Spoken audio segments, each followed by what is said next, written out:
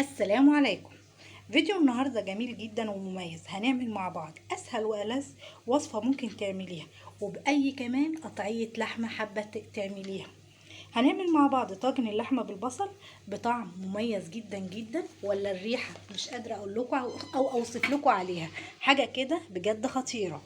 شايفين الطاجن بيتكلم عن نفسه. عملت حبة رز ابيض، شايفين الجمال. عايزه اوريكم اللحمه صراحه دايبه دوب. صراحه بسم الله ما شاء الله، حاجه كده خطيره بجد. بصوا بقى، بصوا اللحمه بتاعتنا عامله ازاي. شايفين بسم الله ما شاء الله، دايبه دوب يا جماعه. الله اكبر عليها، حاجه كده زي العسل. تعالوا بينا كده نسمي الله ونصلي على الرسول ونشوف الطاجن الخطير ده المميز ده عملناه ازاي. يلا بينا.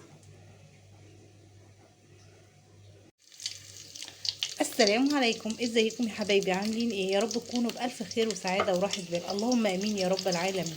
اللهم صل وسلم وبارك على سيدنا محمد وعلى اله عدد كمال الله وكما يليق بكماله كما وكيف.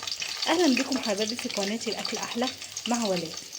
النهارده هنعمل مع بعض احلى طاجن لحمه بالبصل بطريقه مميزه جدا جدا. اول حاجه حطيتها على النار معلقه من السمنه، وعليها كمان حتتين او قطعتين كده من الدهن، عشان انا عندي اللحمه حمراء. تمام. اي قطعيه لحمه انت حابه ايه تعمليها. خلاص كده بعد ما السمنه بتاعتي دابت معايا او ساحت معايا، هبتدي انزل بقى بقطع اللحمه زي ما انت شايفه معايا. اديها ايه تشويحه حلوه كده وتاخد لون كويس بالشكل اللي انتوا شايفينه ده. بسم الله. طبعا انت عايزه تقطعي اللحمه اللي عندك اصغر من كده ماشي، عايزاها زي كده ماشي، ايه اللي يريحك. اللحمه ما بقلبهاش خالص الا لما تاخد لون. تمام. عندي هنا في البدايه العين بتكون عاليه عشان الميه لو نزلت ميه ايه تشربها على طول. تمام. هنا بقى ببتدي اقلب فيها كده لحد ما اديها اللون الذهبي الجميل اهو بالشكل ده.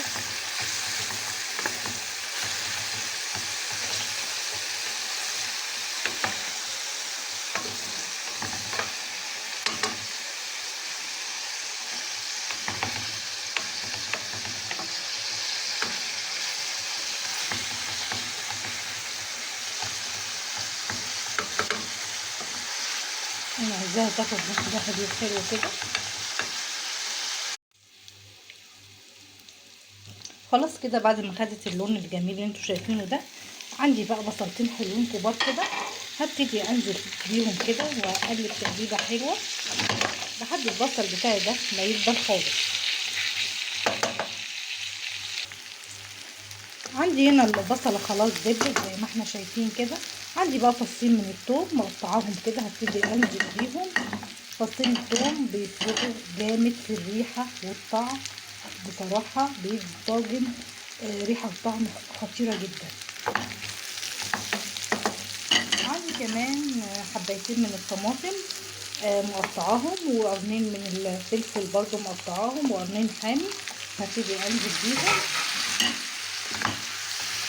بقول لكم طاجن لحمه بالبصل مميز يا جماعه جدا جدا، خطير. وهقلب كويس كده.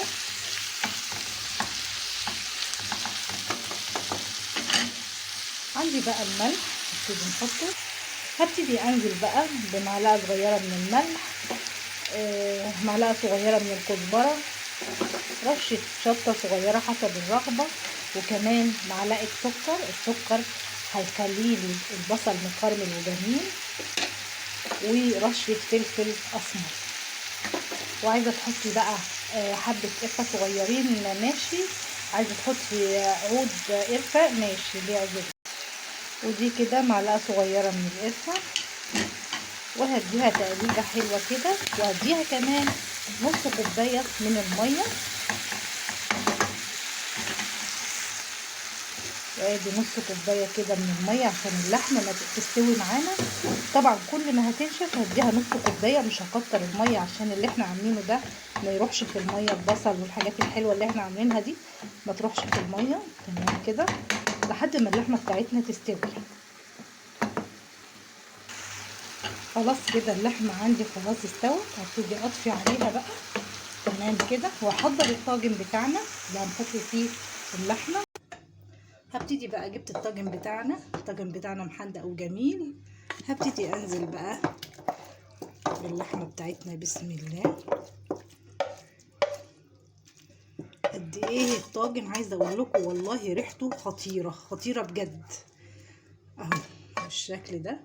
وهدخله بقى على درجه حراره طبعا 200 في الفرن كده تمام، ياخد لون كده. طبعا كل حاجه استوت فيه واوريه لكم عامل ازاي. وده كده شكل الطاجن بتاعنا بعد ما خرج من الفرن. عايزه اقول لكم ريحته خطيره خطيره بجد. شايفين الجمال؟ بألف هنا وشفا يا رب للي ياكل. لو عجبك الفيديو ما تنسينيش في اللايك والشير وسبسكرايب للقناه. والسلام عليكم ورحمه الله وبركاته.